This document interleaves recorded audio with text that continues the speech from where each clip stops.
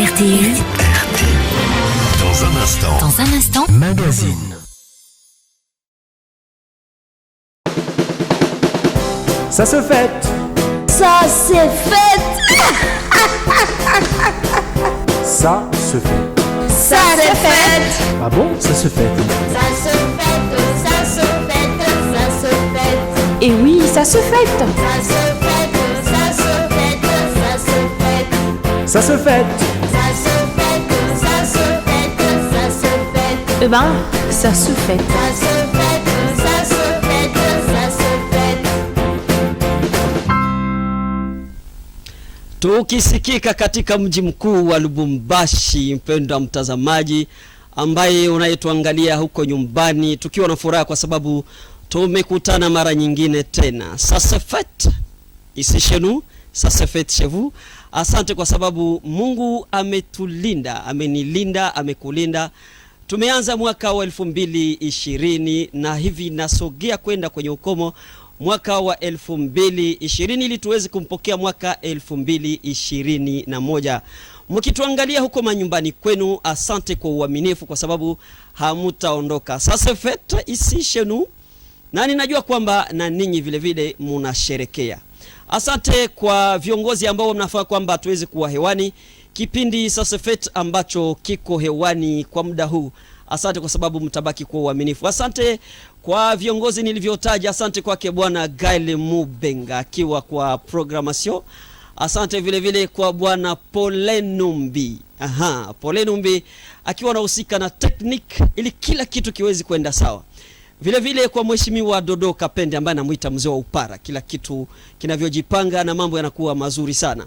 Asante vile vile kwa mheshimiwa Adolphe Solochi Sangwa Fwabana. Adolphe Solochi Sangwa Fwabana, l'homme de la référence. Kwa wakati huu ambapo akituangalia kwa ofisini mwake, asante kwa sababu mambo mazuri yanaenda huko kunako radio televizio Umoja. Wapendwa watazamaji, Sasa Fete tunavyotembea nayo ni kwa sababu Mungu ametulinda, ametuwezesha. Tumeanza mwaka pamoja na huku tukisogea kwa ukomo wa mwaka. Waliopoteza maisha wako wengi. Sasa Fete si shenu, kama unaviangalia kadi yangu kama unaviangalia kadi yangu, Sasa Fete je crois aussi uko nyumbani kwenu, Sasa Fete toujours. Hivi basi kwa sababu muda wetu tutakuwa na vipindi vingi sana. Rubric ambavyo tutakuwa nazo leo ni kubwa sana, ni nyingi sana huko ambapo tuna watu tofauti. Sasa Fete seneke ici chez nous, na huku tangalia tofauti ni kunako radio televizio Umoja. Basi tutakwenda upande wa pili huko ili tuweze kupata burudani na ili tujue kwamba kila kitu kitatembea sawa na jinsi ipasavyo. Upande wa pili ikiwa kwamba tunazungumza lugha moja, tuangalie kuna nini huko. Ah bon, ça se fait. Ça se fête, ça se fête, ça se fête. Et oui, ça se fête. Ça se fête, ça se fête, ça se fête. Ça se fête. Ça se fête, ça se fête, ça se fête. Eh ben, ça se fête. Ça se fête, ça se fête, ça se fête.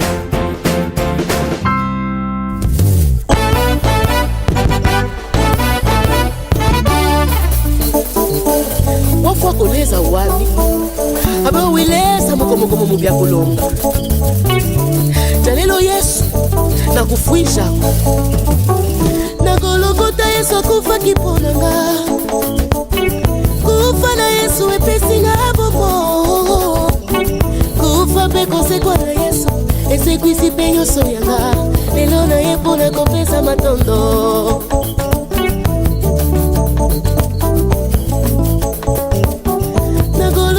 Yesu kufa kiponanga kufa na Yesu epesi nga bobo kufa peko sekwa na Yesu esekwisi pe yoso yanga lelo na yepo na kopesa matondo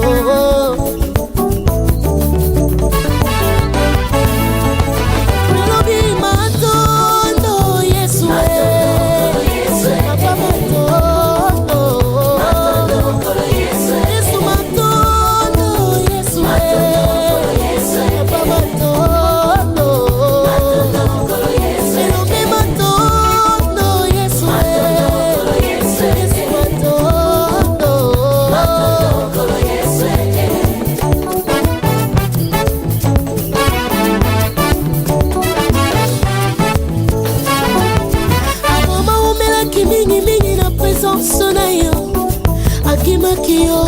ata mukete oye komona fidelité na ye Yesu opesa ye mwana na kombo Isake na yo igete Yesu opesi na bana lokola osala na Abraham Yesu nanga lokola osala na Hana Yesu nanga lokola osala na Sara Yesu nanga nalobi matondo Yesu Yesu matondo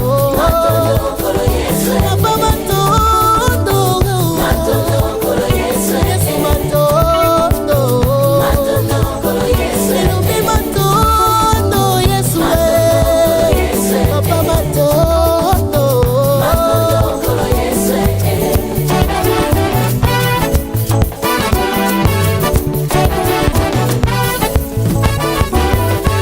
Msalaba Yesu likufa juu yangu, ulilipa bei ya dhambi yangu kwa msalaba.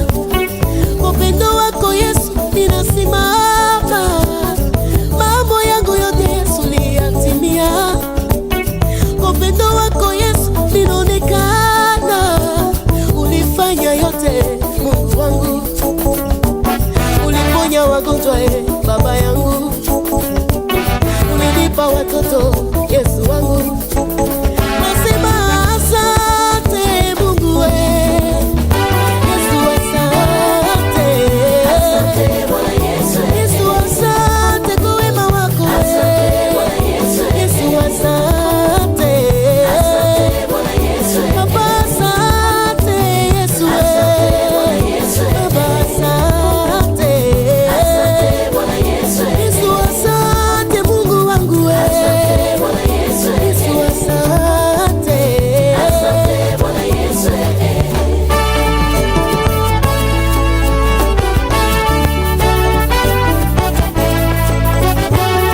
Kugulukota Yesu uwafwijile walufulome na mone bumi amewawileza mukomoko mumu byakulo uwache selami natawami upele bala Yesu wami nanena wafwako Yesu Yesu wafwako. Ça se fête.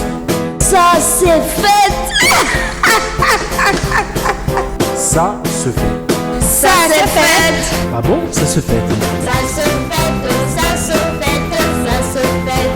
Et oui, ça se fête. Ça se fête, ça se fête, ça se fête. Ça se fête. Ça se fête, ça se fête, ça se fête. Eh ben, ça se fête. Ça se fête, ça se fête, ça se fête. Sasa fete, wapendwa watazamaji ambao mnatuangalia huko manyumbani kwenu, tunajua kwamba sasa fete ni kwa sababu Mungu anatuchunga. Wale ambao wamepoteza maisha, hakuna namuna tena waweze kufete, huko wameshaenda. Acha tuseme kwamba wapumziki kwa amani. Sisi tuko wazima, Mungu ametuchunga, lazima tusherekee. Ndio kwa maana unasikia tunasema huku sasa fete, maana yake yasherekewa.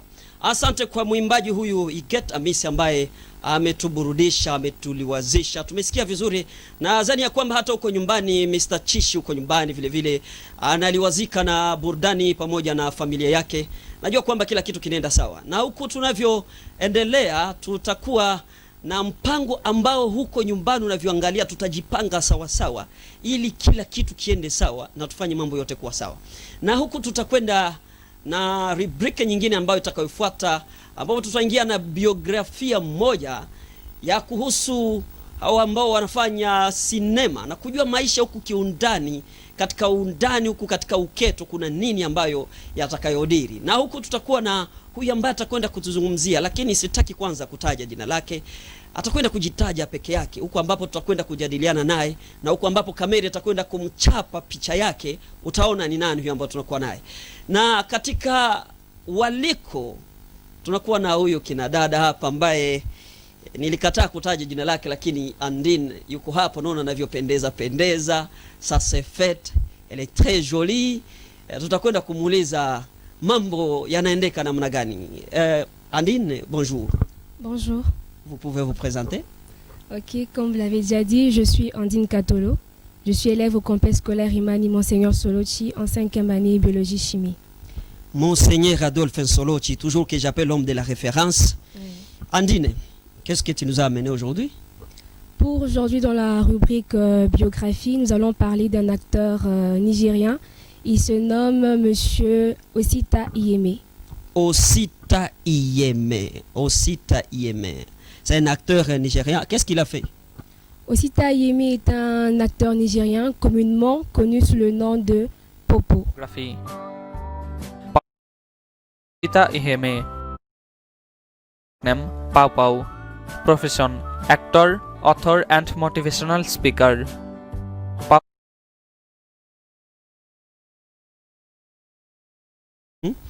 Monsieur Osita Iyeme, de son vrai nom, est né le 20 février 1982.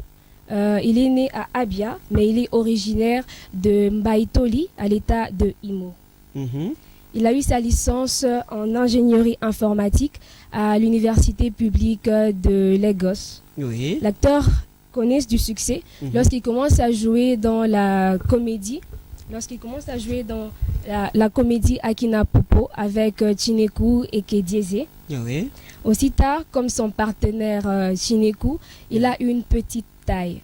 Petite taille, oui. oui. Raison pour laquelle il sera surnommé le duo nain. Oui. Il est le nouvel ambassadeur de Inspired Movement Africa, une organisation humanitaire pour sauver, pour aider, motiver, pour inspirer la jeunesse africaine. Oui. En dépit de sa petite taille, aussi t'amène une vie parfaite de couple avec sa bienheureuse, sa chérie policière. Ok.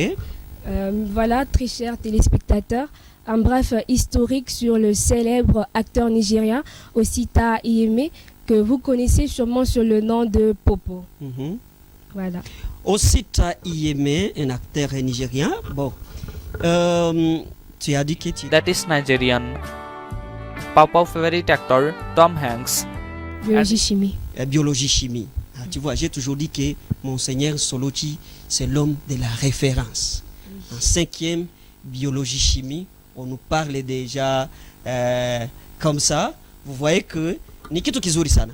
Alors, à part ça, non, ça sera tout pour la rubrique biographie d'aujourd'hui, parce que nous avons voulu parler sur Monsieur Osita Iyeme, qui est un acteur nigérien que plusieurs connaissent sous le nom de Popo. Lorsqu'on peut demander à quelqu'un, vous connaissez Monsieur Osita, la personne ne sait pas se retrouver. Mais lorsqu'on parle de Popo, parce que c'est une série qui avait beaucoup régné. On se retrouve facilement. Oui, on se retrouve facilement.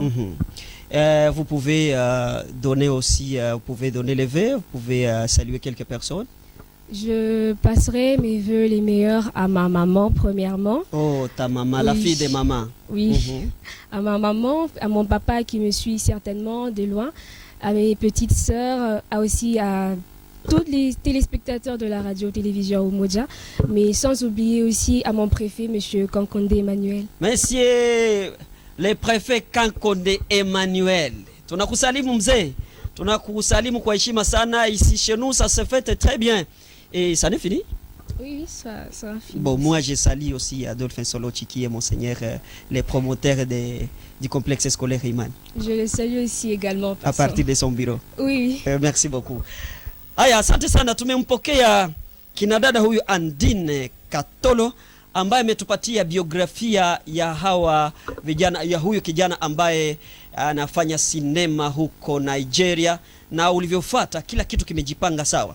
Aliamua kwenda kuoa mwanamke ambaye anafanya kazi ya polisi, na huku katika kuchunga maisha yao hawakutaka kuweka jina la mke wake, hakutaka kuiweka hadharani, alitaka kuchunga jina la mke wake, na ninaamini kwamba kila kitu kinaenda sawa. Na huku kwa sababu tumempokea Andine ambaye ametupatia biografia ya huyo kijana mfupi sana kweli, anafika kwenye goti langu hapa, kama ningelikuambia utaona anafika kwenye goti langu. Na kwa sababu mambo yanaenda hivi itakavyo, acha tuulize upande wa pili kuna nini ili tujue kinachoendelea. Ah bon, ça se fait.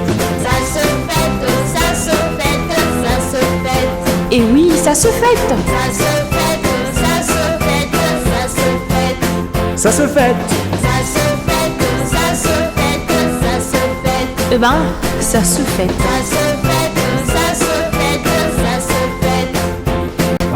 se fête. Ça se fête, ça se fête, ça se fête. Et oui, ça se fête. Ça se fête, ça se fête, ça se fête. Ça se fête. Ça se fête, ça se fête, ça se fête. Eh ben, ça se fête. Ça se fête, ça se fête, ça se fête.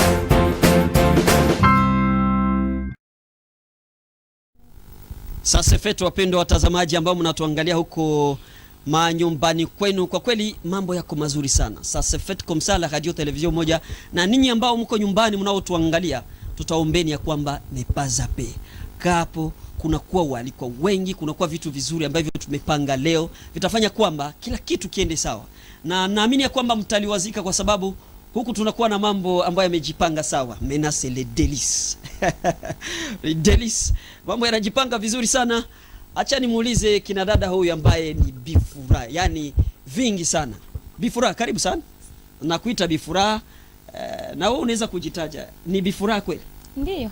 Bifura, unaweza kuambia watu vizuri. Una majina mangapi? Mie. Majina ine. Majina ine, 4. Okay, jina ya kwanza. Jina ya kwanza bananita Naomi. Naomi. Ya pili bananita Helen Masangu.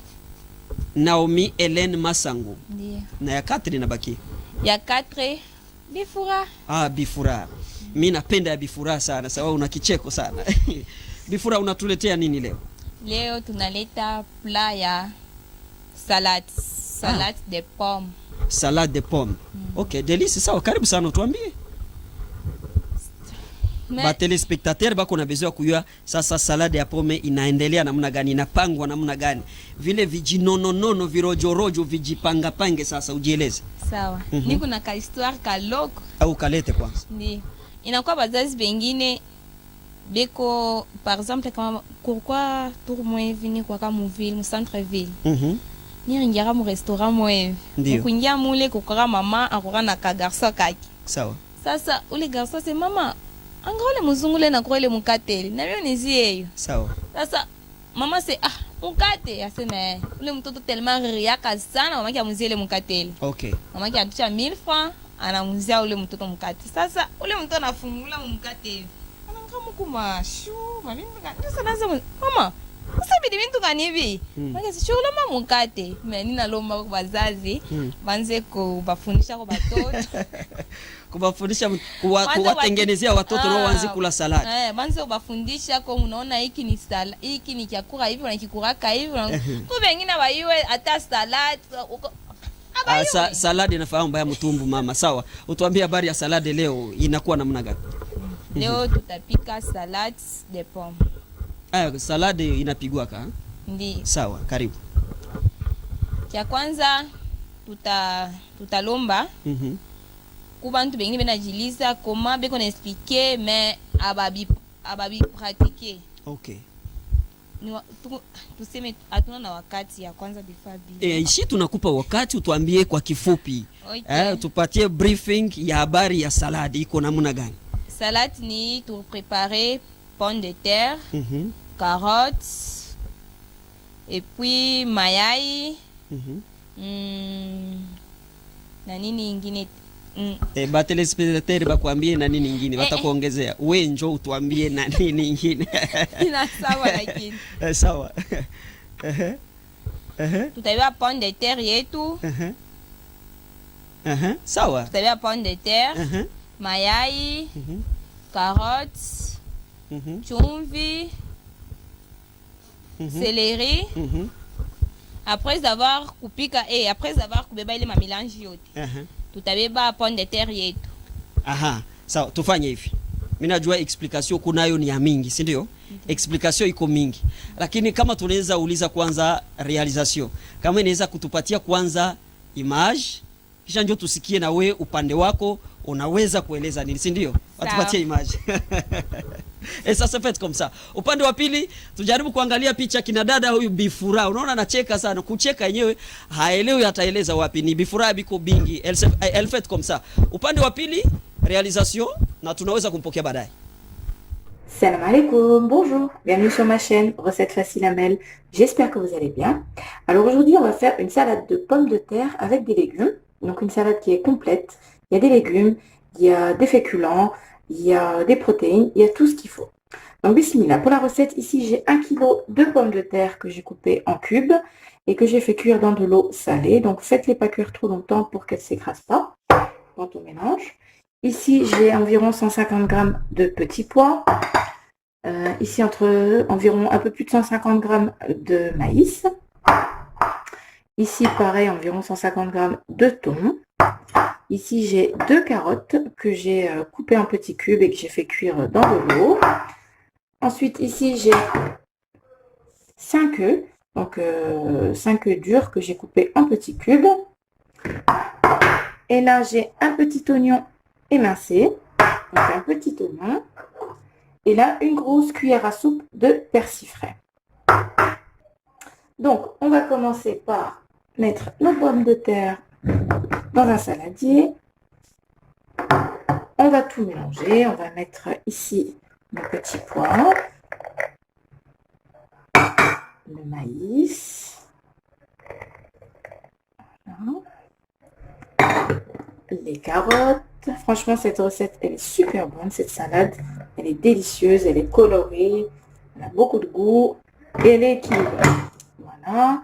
Ensuite, ici, le thon.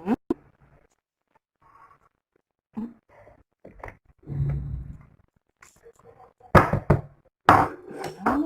Je vais mettre, donc, on prend plutôt les oignons, enfin l'oignon émincé.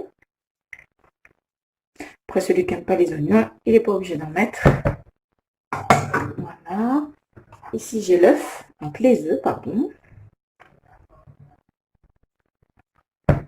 Voilà. On va mettre le persil frais. Et voilà. Ensuite, je vais mettre ma salade de côté. Donc, dans mon petit saladier, ici, j'ai environ 100 g de mayonnaise. Donc, il y a au moins 3 bonnes cuillères à soupe de mayonnaise et une bonne cuillère à café de moutarde. Je vais rajouter un petit peu d'huile, de l'huile de tournesol. Donc, une bonne cuillère à soupe. Voilà. Je vais mettre un petit peu de vinaigre blanc, pareil, environ une cuillère à soupe. Voilà.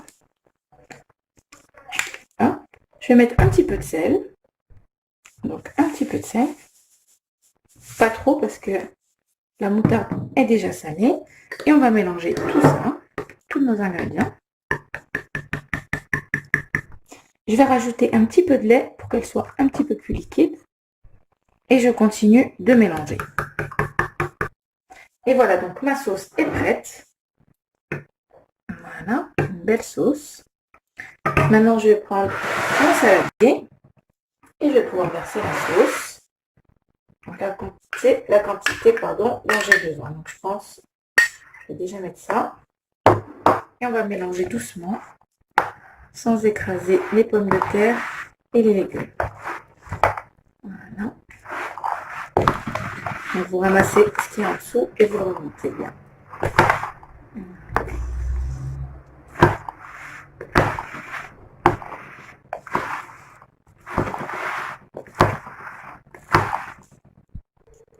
Et voilà, donc j'ai bien mélangé, ma salade est prête. Je vais servir dans une assiette et on se retrouve. Donc voilà, notre salade de pommes de terre et légumes avec du thon est prête. Franchement, elle est délicieuse, elle est super bonne. Ah bon, ça se fait. Ça se fête, ça se fête, ça se fête. Et oui, ça se fête. Ça se fête, ça se fête, ça se fête. Ça se fait. Ah bon, ça se fait. Ça se fête, ça se fête, ça se fête. Et oui, ça se fête. Ça se fête, ça se fête, ça se fête. Ça se fait. Ça se fête, ça se fête, ça se fête. Eh ben, ça se fête. Ça se fête,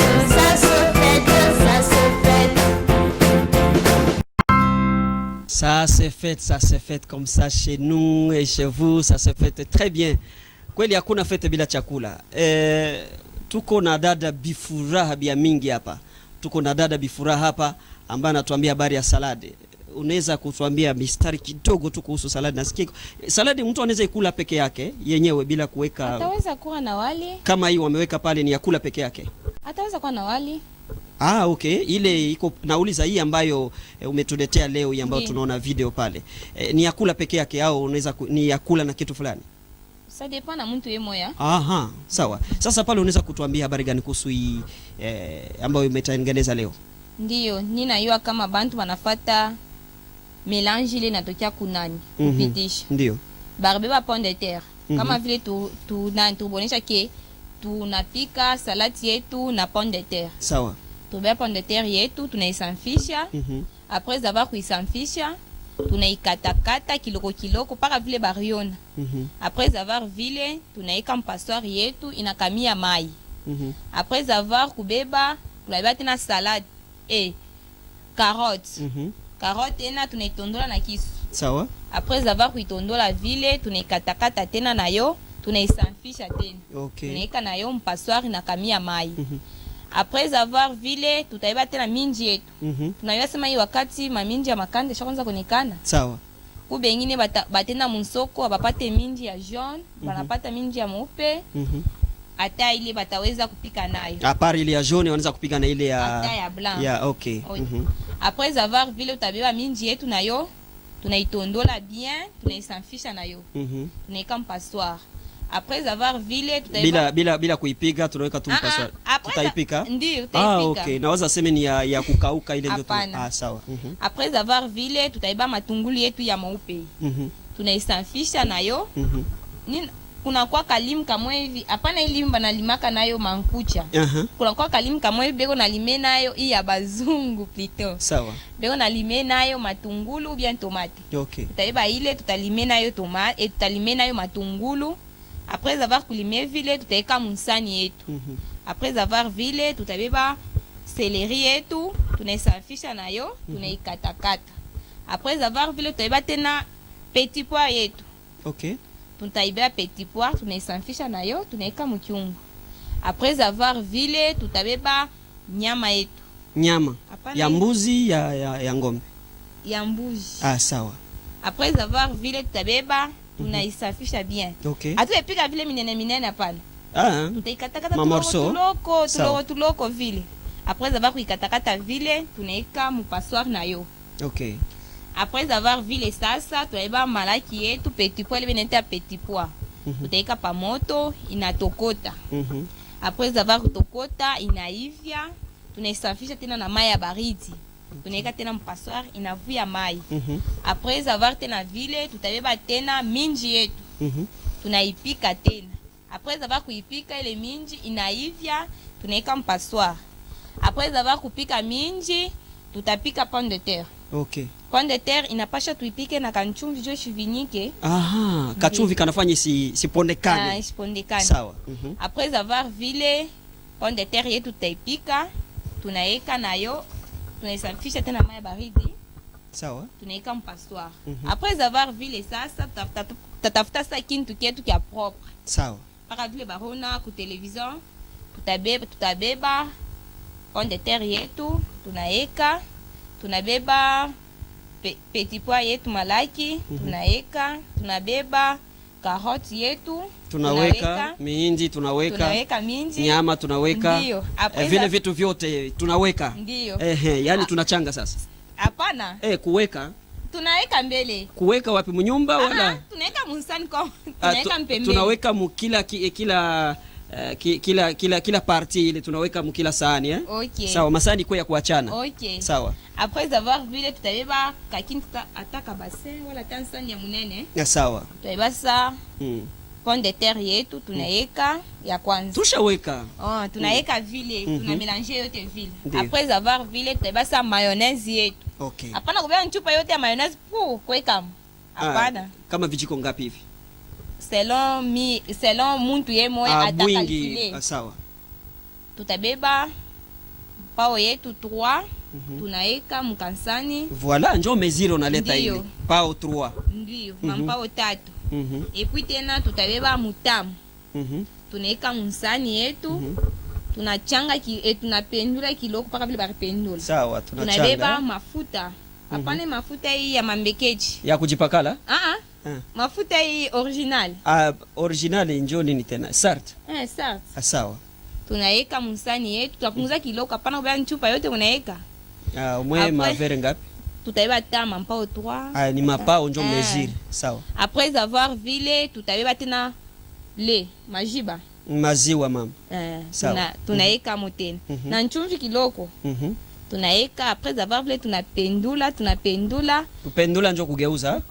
Tunageuza. Yaani mko na changa vile. Ndio. Après avoir kuchanga vile, just tutaiba sasa ile mélange ile. Tunaika sasa ma mélange yetu ile ya ma pomme de terre. Tunachanga pamoja. Ndio. Haipashi kuweka yote kabisa. Tunakalikile tu kiloko. Sehemu kidogo tunaweka? Ndio. Ndio tunaanza pendula kiloko. Haipashi pomme de terre ivinyike. Tunapendua tu kiloko. Après avoir vile tunakula. Asante sana. Sasa kuna kwa na ingine kama mtu ashina na ile feza ya kuza bile. Atawezi anauza hata ishu yetu shupom. Ndio. Shupom yake anaikatakata vizuri, anaiba tena na carotte. Sasa ile shu itaramplace nini kwa hivi viungo vyote umetaja hapa? Shu ile. Hapana, tutaiba shu. Hii ni metode nyingine. Ni metode nyingine. Moi je pense que hii metode tutaibeba siku nyingine. Juu hii yenyewe tunatoka kufuata hapa, ile ndio lazima tuzungumzie leo. Sawa. Nadhani Bifura. Nadhani watu walisikia Kifaransa kwanza, kisha kuko wale wengine kule chini walishindwa kusikia Kifaransa, ndio kwa maana tulitaka ueleze kwa Kiswahili, si ndio? Ndio. Nadhani na wewe umeshakafanya hivi nyumbani. Ndio. Kumbe hivi mimi sijafanya hivyo. Utakuja kumuona mama Debora nyumbani, mtengeneze pamoja. Si itakuwa sawa? Bale beko na lazima na mie. Deja bakuna lazima na wewe. Sawa. Mama mke wa Pole Numbi kule nyumbani atakuwa na lazima na wewe. Bataiwa numero yangu. Sawa, tuma namba. 097 14. Na minda bebe. Okay. Lakini sina kalamu hapa. 097. Sawa, mimi nitaweka mkichwa. 00 7 61. Ungerudia tena juu na mimi nienregistre mkichwa 097 14 ma 02 ma 002 ndio 761 761 ndio. Alors bashi ni déranger ni kwa élève. Huyu kila dada huyu anasema iko eleve iko mwanafunzi. Ndiyo. Lakini sasa ukileta namba hivi bwana, kuna vyeupe viliona mbuzi jamani. Sawa. Nadhani mambo yako mazuri sana na kila kitu kinaenda sawa. Ndiyo. Sasa hatujui kwamba pamoja na hii reset ambayo unatuletea leo ambayo tunaita Delice, unajua si tunakuwa na materme tekniki ambazo zilitumikiwa mulabo yake Mheshimiwa Pole Numbi, Mheshimiwa Gael Mubenga pamoja na mzee wa Upara ambaye namuita Dodo Kapend, ambao wamefanya jiko moja kubwa sana ya kuandaa materme tekniki ambazo zinapatikana peke yake kunako radio televisheni moja. Sasa leo umetuletea reset, wengi wanajua reset lakini sisi tunaita Delice. Unaelewa Sisi tunasema Delice. Atujue hii Delice wanavyochanga hivi haitaumiza mtumbo. Unajua kuna watu wengine akichanga vitu 3, 4, 5 tu analala nje. Unajua kulala nje? Ndio. Sawa. Naamini umenisikia vizuri. Anatoka nje kama mara 3, mara 4, mara 5. Hivi vitu havisumbua tumbo kweli? Hapana. Sababu niko na ndugu yangu moja hivi, alikuwa anaishi kijijini. Sasa siku alikuja ya kwanza alikuwa hajawahi kunywa soda sikre. Hapana, vile ndio. Kube wengine banapitisha vinegre na inasumbua tumbo. Ndio. Sasa inaomba vinegre iwe kidogo Juu ya kusema nini? Vinegre itafanya kazi gani kule ndani? Vinegre inashushaka nani inaregeza vile vitu viwe laini kusudi visaidie tumbo. Afu vinegre ikiwa nyingi tena ndo inaharibisha kila kitu. Kabisa. Sawa. Nadhani nimeshakupokea sasa fete kwa msao kwetu na niweze kupigia asante. Utasalimu, tumeshapana namba. Sasa utawasalimia tena? Ndio. Sawa, unisalimie kwanza mimi kisha na wengine. Namsalimia. Asante sana. Nasalimia mama yangu mzazi. Nasalimia rafiki yangu Debora. Mkubwa yangu Eric. Wanaenea.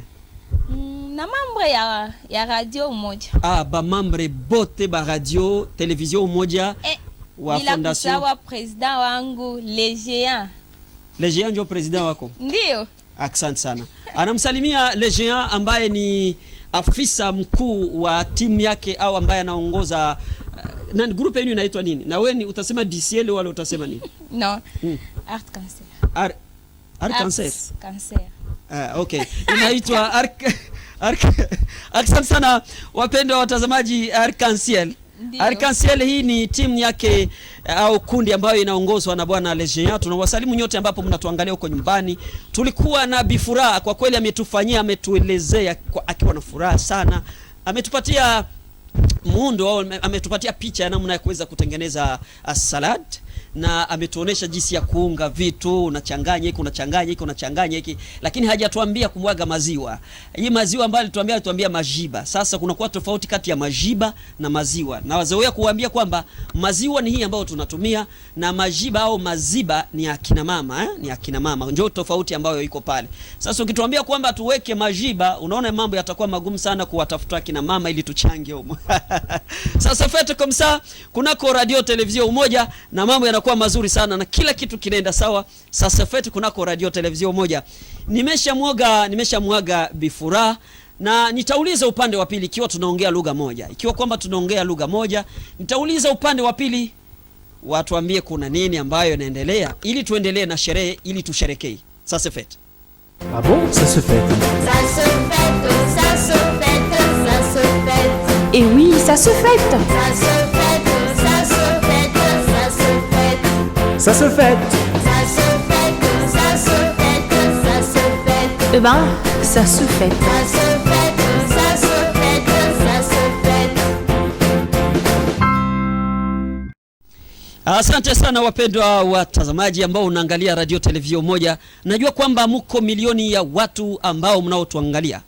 Na kwa sababu inapitika tu au inafanyika kunako radio na television Umoja tu, acha tuulize wale ambao wanasikiliza radio ya kwamba ni kunako 93.5 au 93.5 MHz. Masafa marefu ya FM 93.5 au 93.5 MHz kwa wale ambao wanatusikiliza kwenye njia ya radio, sababu unaweza kuwa ukitusikiliza haujua unasikiliza radio gani. Na labda kuna wale ambao wanaweza kutuandikia, kuna namba ambayo imeshatandikwa, imelazwa hapo, na ambao wanafanya technique upande wa pili. Labda tukumbushe kwa ambao wanaweza kuandika ili kwamba messages ziwezi kusomwa huku kunako radio television Umoja namna tunavyopitisha kipindi huku Sasa Fete. Tuwakumbushe namba ya simu tutaileta kwa lugha mbili, kwa Kifaransa na kwa Kiswahili. Acha tuanze na Kiswahili ili tumalize na Kifaransa hapo. Kiswahili tungelisema ni 097 20 268 56. Na tuwaulize wa Kifaransa kusema kwamba inasomwa 097 20 468 56. Na huko unaweza kuandika na kitu kinaenda vizuri. Kama unaweza kutuma ujumbe kusema kwamba unasherehekea pamoja nasi, mwaka umemalizika vizuri, ndugu wako wamefariki, unataka kwamba ulazo kwa amani na furaha. Na huku tuweze kuendelea, nipokee ndugu yangu ambaye atatuambia habari za kazi, mon métier. Mheshimiwa, nikupokee. Ça se fête, Ça se fête. Chez ça vous. se fête chez vous, chez nous, chez eux. Ça se fête partout. Ça se fête partout. Comme on dit, la fête c'est dans la tête. La fête c'est dans oui, la tête. Bien kuna binezi kwa bien mais hakuna fête. L'année 2020 ambayo tunakwenda kumaliza, c'était comment? Tunaanza kuisema kwamba inakuwa passé sababu tuko tunaenda kupokea 2021 na 2020 tunataka kumwacha. C'était comment? Bon, en fait c'était une année pleine de surprises. Ni mwaka yenye natuacha na ma souvenir ya bien. Tout comme na ma souvenir ya mbaya, coronavirus, Covid-19, tungari na vivre ma effet ya coronavirus mon pays et tout, comme partout dans le monde, l'économie est en train de souffrir, n'est-ce pas? Et quand l'économie souffre, c'est tout qui souffre, même le social souffre, parce que on dit qu'on pose un acte social ou une action sociale que si on a de quoi partager.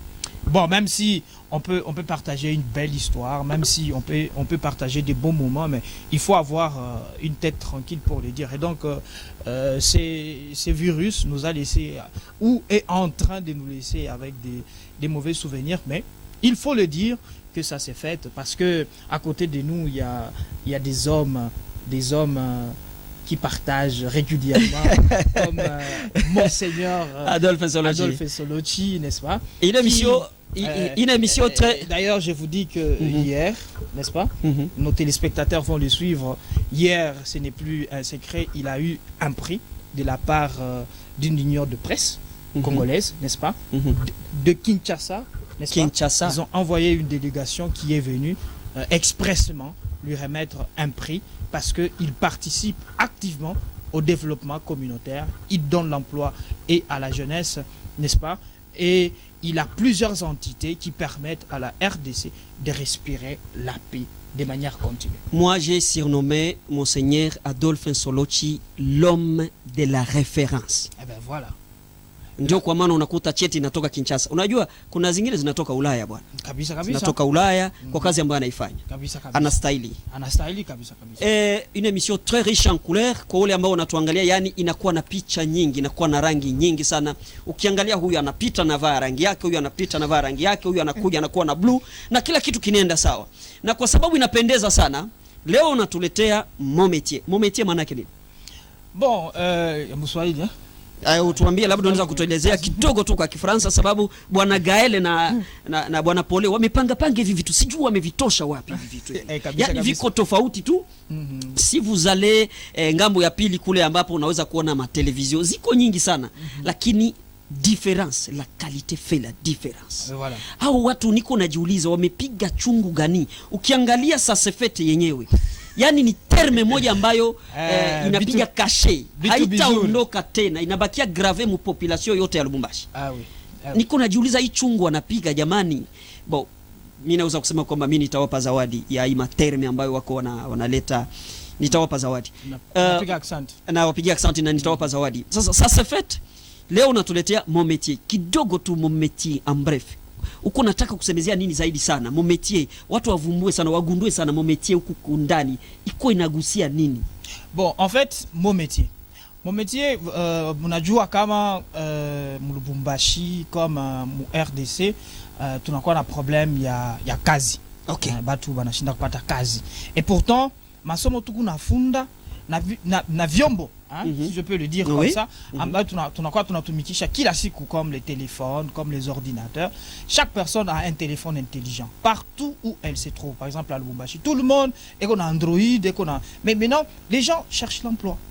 Alors moi tranche d'animation ou moja napenda kubambia batu que il y a des métiers qu'on peut exercer rien qu'avec son téléphone Android. Avec son téléphone. Rien qu'avec son téléphone, on peut faire un métier, on peut gagner l'argent rien qu'à si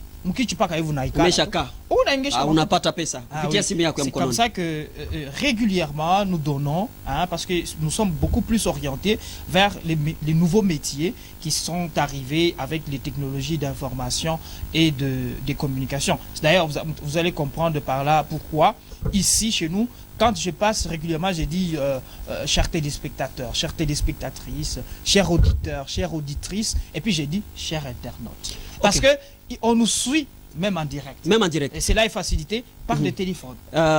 Sikukuuliza jina lako. Kuna watu hawajui nani anaongea, wanaona tu mtu mweusi huku ameshavaa tai yake nzuri sana, wamekata nywele vizuri. Watu wanataka kujua kwanza jina lako, kisha nikuulize utakaposema jina lako. Sasa nitakuuliza mara nyingine tena. Nataka kujua unatuletea video au utatuelezea nini Damo Métier? Ni video au ni nini? D'accord. Ni video. Ni video. Sawa, uambie jina lako kisha utuelekeze tupokee video. Jina langu ni Numbi Kajangwa Francis. Numbi Kajangwa Francis. Voilà. Ni jina nzuri sana. Asante. Sasa mheshimiwa, unaweza kuomba, sababu wewe ndio unatuletea métier, uambie wale wandugu watupatie picha? Kabisa. Avant qu'on puisse lancer la vidéo, je signale qu'aujourd'hui, hier on a parlé du community manager. Alors les gens ont posé des questions parce qu'il y a eu des confusions entre celui qui gère le site, celui qui gère les réseaux sociaux, celui qui, n'est-ce pas, conçoit les contenus pour les sites internet, celui qui conçoit les applications que nous avons sur nos téléphones. Nous avons des téléphones. Sur les téléphones, il y a des applications. Mais c'est lui qui conçoit ces applications, comment il s'appelle. C'est ainsi que, n'est-ce pas, aujourd'hui, j'ai amené une vidéo, n'est-ce pas, où on nous parle des top 10 des métiers, n'est-ce pas, du digital. Ça veut dire ce n'est pas tous les métiers du digital, n'est-ce pas? Nous parlons juste des métiers. Hein?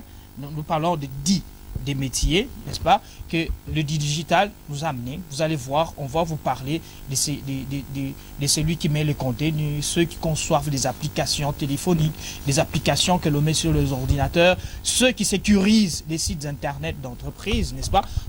On va nous parler de tout cela derrière cette vidéo que balance son excellence Gaël en complicité avec Pauline Numbi de l'autre côté, et j'espère que ça sera instructif et que vous, n'est-ce pas, en suivant, vous découvrez ce que vous pouvez faire comme métier. Le souci ici est que vous puissiez vous dire, je peux faire ce métier avec mon téléphone, avec mon ordinateur, je peux gagner de l'argent. Wanachunga mpansi ya matua. Tuulize upande wa pili kama wako tayari. Tukiongea lugha moja, mturushie tuangalie pamoja na wale ambao wanatuangalia nyumbani.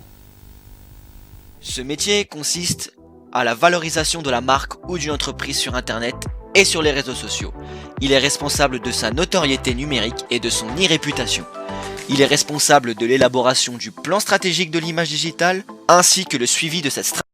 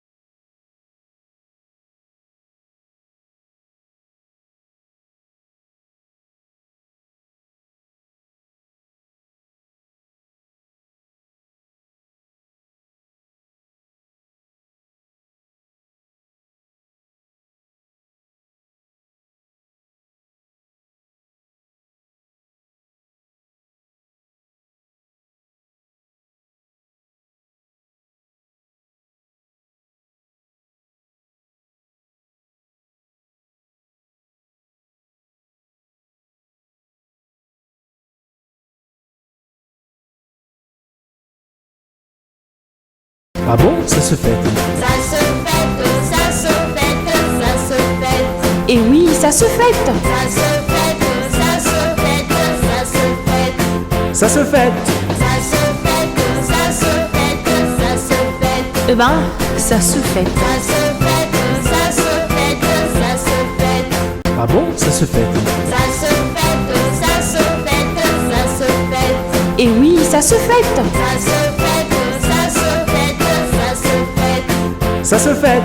Ça se fête, ça se fête, ça se fête. Eh ben, ça se fête. Ça se fête, ça se fête, ça se fête.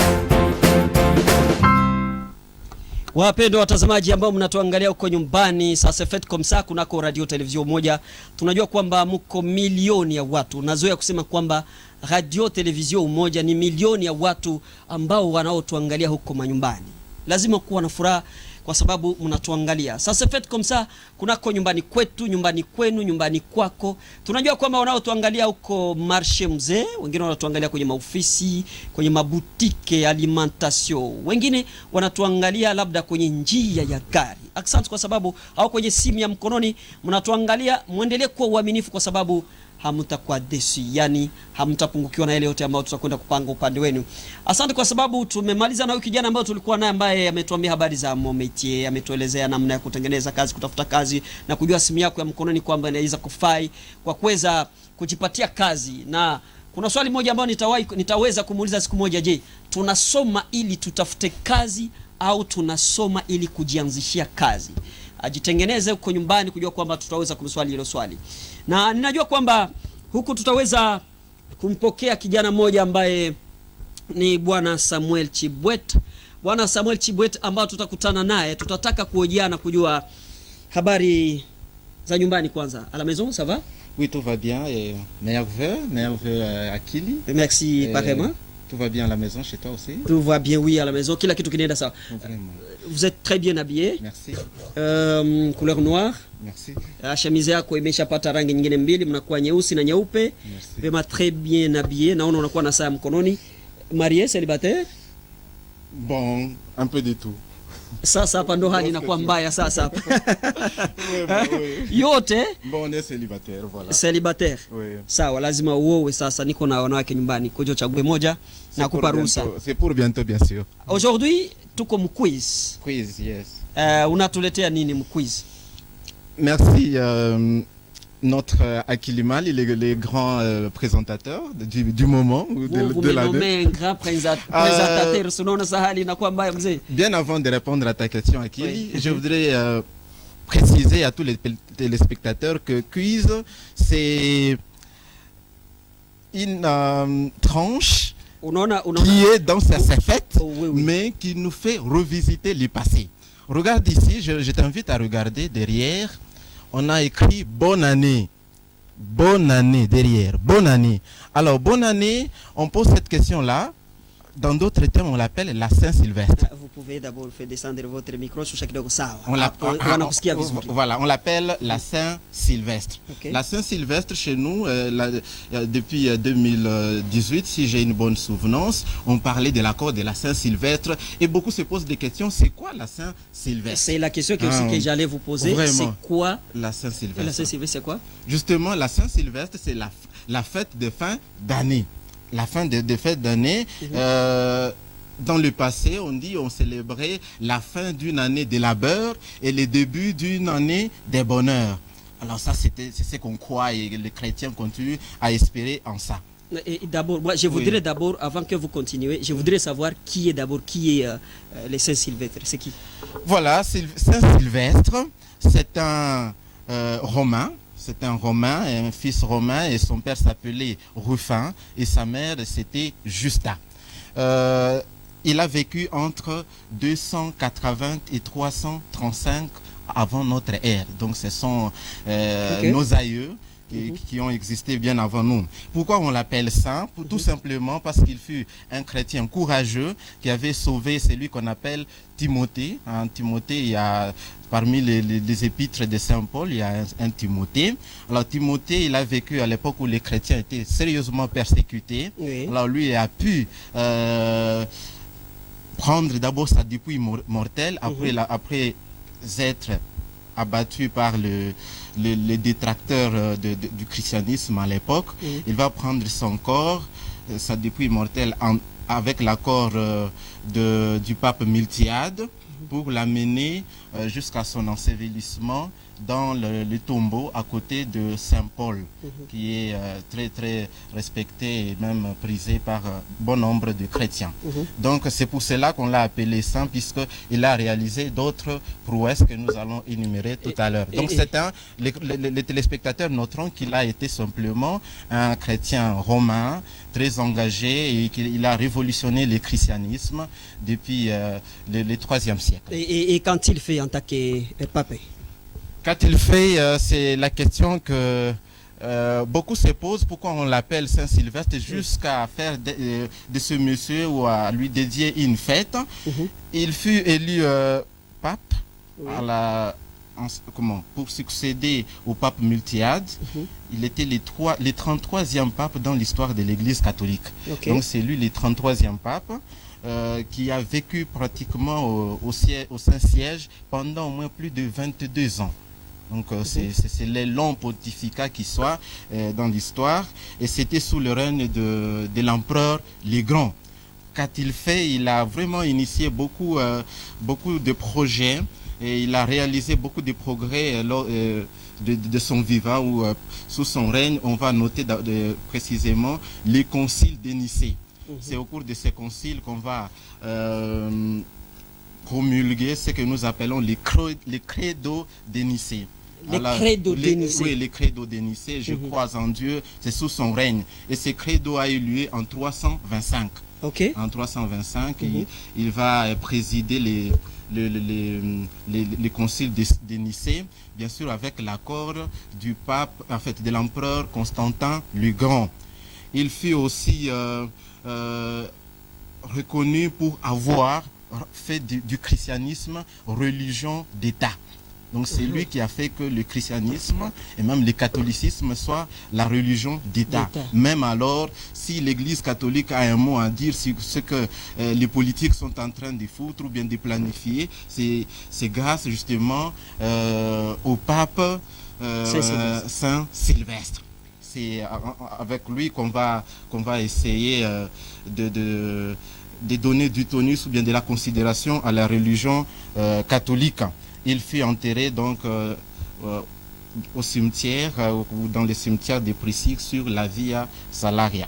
Voilà. Et oui, et chaque fois nous fêtons l'année, chaque fin d'année nous fêtons l'année, chaque fois nous fêtons l'année. Et vous pouvez nous dire exactement, a-t-elle un rapport avec la fête de fin d'année, a-t-elle un rapport avec M. Saint-Sylvestre? Oui, la Saint-Sylvestre que nous célébrons aujourd'hui n'a aucunement pas de rapport avec la Saint-Sylvestre ou le Saint-Sylvestre, le pape Saint-Sylvestre. Alors pourquoi cette fête n'a pas de rapport? Parce que bien avant que le pape Sylvestre ne fût pape, cette fête se célébrait. Ah, ça s'est célébré depuis très longtemps. Dans la Rome antique, on célébrait ça. La fois passée, j'avais parlé des Saturnales. Les Saturnales, ce sont de fêtes qui célébraient le Saturne, le 6e système solaire. Donc, les sociétés antiques étaient polythéistes et célébraient sérieusement les dieux, plusieurs dieux. Entre autres, le dieu Mitra, le dieu soleil. Alors, après 10 jours de chaque année, on devrait organiser des longs repas copieux qui devraient prendre 10 jours au minimum. Alors, si le repas prend 10 jours, ça signifie que l'année suivante sera très longue et abondante en réalisation. En fait, c'était en mémoire des Saturnales, de ces fêtes-là romaines qu'on célébrait et qui commémoraient les dieux païens, qu'on était en train d'organiser aussi des cadeaux, des médailles qu'on offrait aux gens et aussi des pièces précieuses qu'on pouvait donner aux frères ou aux amis. Donc, à la différence de Noël, la fête de Saint-Sylvestre ou bien de fin d'année est consacrée beaucoup plus aux cadeaux qu'on doit offrir aux amis. Et donc, j'attends de toi un merveilleux cadeau parce que nous sommes justement à la fin de l'année, contrairement à la fête de Noël qui est consacrée aux enfants, puisque Jésus vient de naître, nous devons renaître spirituellement. Alors, la Saint-Sylvestre est un moment où est une fête entièrement attribuée aux adultes, aux amis. Donc, une fête où on s'est dit, on doit vraiment rendre grâce à Dieu pour le changement d'année. Voilà. Ok, mais il semble aussi que les Saint-Sylvestre n'avaient pas de date fixe avant Jules César. Bien sûr, avant l'empereur Jules César, cette fête était célébrée en février. Pour vous dire simplement que je trouve, par rapport à cette question, elle est fondamentale parce que beaucoup de chrétiens, beaucoup de personnes, beaucoup de fêtards de ces fêtes de fin d'année. C'est là qui fait, on les appelle les fêtards. Les fêtards, oui. Ah, je suis fêtard. Ah oui, les fêtards. Moi, les fêtards de fin d'année s'accrochent beaucoup plus aux dates. Ok. Ce que je trouve un peu curieux, c'est que on minimise la fête de Noël pour accorder plus d'importance à la Saint-Sylvestre. Et pourtant, toutes les deux tirent leurs origines du paganisme et ou de la paganité. Aucune fête jusque-là n'a été inspirée de Dieu jusque-là, hormis peut-être la fête des Pâques. Voilà pourquoi ici, la date fixe n'était pas encore donnée il fallait attendre l'arrivée de Jules César qui va la fixer au 31 décembre.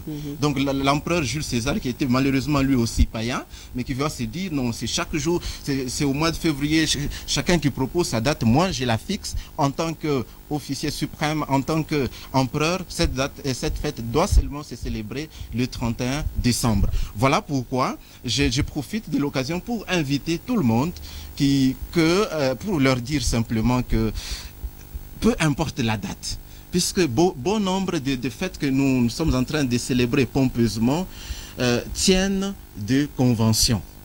Ça tient juste, même la fête d'anniversaire, c'est une fête conventionnelle, c'est-à-dire toi et ta famille, vous dites nous devons célébrer, on doit organiser une fête pour accorder ou pour plaire à mes amis ou bien pour les inviter, leur faire plaisir, ainsi de suite. Donc la date entièrement n'a pas du tout une grande importance, mais ce qui importe, c'est la considération qu'on essaye d'accorder à cette fête. Qu'est-ce qu'on fait de telle ou telle autre fête?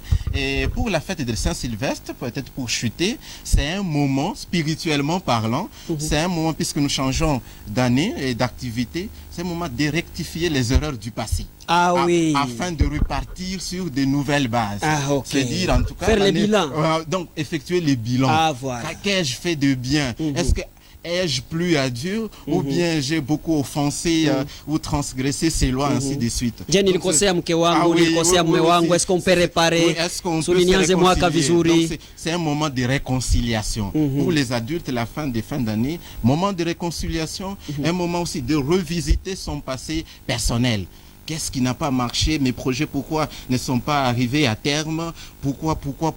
C'est le temps de s'interroger sur le pourquoi des choses ou des échecs, ainsi de suite. Mais surtout aussi, c'est le moment de redonner espoir à ceux qui pensent que le ciel va s'écrouler, le pays n'ira jamais bien, ne pourra jamais se développer. Donc de revoir notre avenir avec un œil positif. Donc, voilà. Avec un œil positif. Samuel Tshibwete, qu'est-ce que je ne vous ai pas posé comme question? Bon, la question que vous avez peut-être oubliée, c'est de demander aux gens pourquoi ils refusent, certains chrétiens, ils refusent... Bon, je vous pose cette question. Répondez. La question, c'est de savoir pourquoi refuse-t-on de célébrer la naissance du Christ. Si vous-même, vous permettez de célébrer le fête d'anniversaire qui, par moment, parfois, ne nous rapproche pas de Dieu, certaines fêtes. Certaines fêtes ne nous rapprochent pas de Dieu.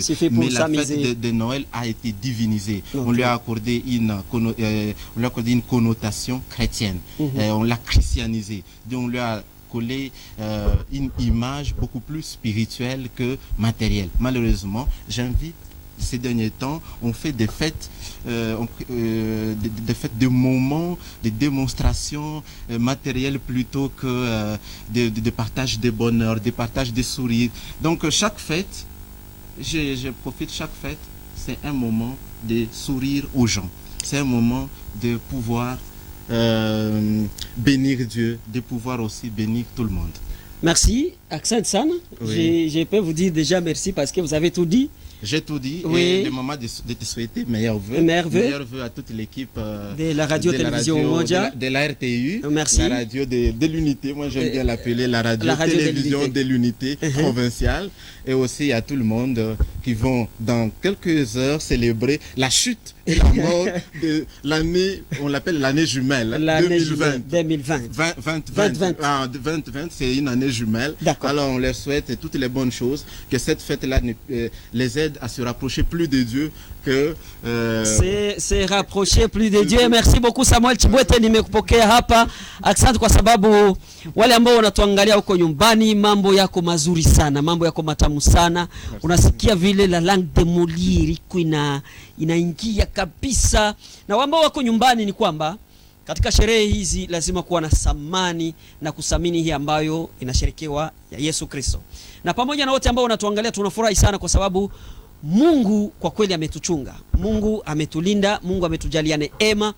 tumeanza mwaka, tumemaliza mwaka. Furaha gani? Watu wamefariki wengi. Tumepeleka wengi Kasangiri, tumepeleka wengine Kulwano, tumepeleka watu wameenda wengi. Na Isa, tunavyozungumza, unavyoniangalia na wewe ambao uko nyumbani, angalia wangapi ambao wako hospitalini, wangapi ambao wamelazwa. Lakini Mungu ametuchunga, tumeanza mwaka na tumemaliza. C'est pourquoi ça se fait ici chez nous, ça se fait à la radio télévision Umoja. Tunawapenda sana kwa sababu mnatuangalia huko nyumbani, na kwa sababu kazi iko hivi, iko sawa kabisa, sambamba. Kwa wote ambao wanatuangalia huko nyumbani, mambo yako mazuri sana. Na hivi basi, acha tuwaombeni wote ambao mnao tusikiliza, ya kwamba acha tuulize upande wa pili, ikiwa tunaongea lugha moja, watuambie kinachodiri pamoja nao. Tukutane mara nyingine tena. Ah bon, ça se fait. Ça se fête, ça se fête, ça se fête. Et oui, ça se fête. Ça se fête, ça se fête, ça se fête. Ça se fait. Ça se fête, ça se fête, ça se fête. Eh ben, ça se fête. Ça se fête, ça se fête. Ah bon, ça se fait. Ça se fête, ça se fête, ça se fête. Ah bon, ça se fait. Ça se fête, ça se fête, ça se fête. Et oui, ça se fête. Ça se fête, ça se fête, ça se fête. Ça se fait. Ça se fête, ça se fête, ça se fête. Eh ben, ça se fête. Ça se fête, ça se fête, ça se fête. Ça se fête chez nous, chez vous, nous fêtons. Yasherekewa huko nyumbani kwenu, et c'est toujours à la radio télévision Umoja ambapo nakuta programme bien condensé, bien serré, napangwa vizuri sana. Radio télévision Umoja, niko na salimu kabisa tekniki yake bwana Pole Numbi, huko ambapo realization inafanyika vizuri sana kabisa, en complicité na bwana Gael Mubenga. Huko mambo yanatembea jinsi ipasavyo. Mnatuangalia huko kwenye kona zote za mji wa Lubumbashi, kwa wote ambao wanatuangalia ku entrée de la ville, huko mji mkuu ambapo tunavyosherekea pamoja nanyi. Mwaka sasa unakwenda kuanguka, mwaka wa 2020 2020 inakwenda kuanguka kabisa. Karibuni hapa, tunabaki na siku moja tu ili tumpokee 2021. Kama tumemaliza mwaka pamoja, lazima kushukuru. Au moins que l'on soit ingrat pour ne pas ouvrir sa bouche et dire merci à Dieu, kwa sababu Mungu anatuchunga, anakulinda, lazima kusema asante. Niko na mwaliko hapa, j'ai un invité ambaye très bien habillé. Bonjour. Bonjour, bonjour. Vous vous nommez comment? Jaribu kushusha microphone yako kama ya kwangu hivi.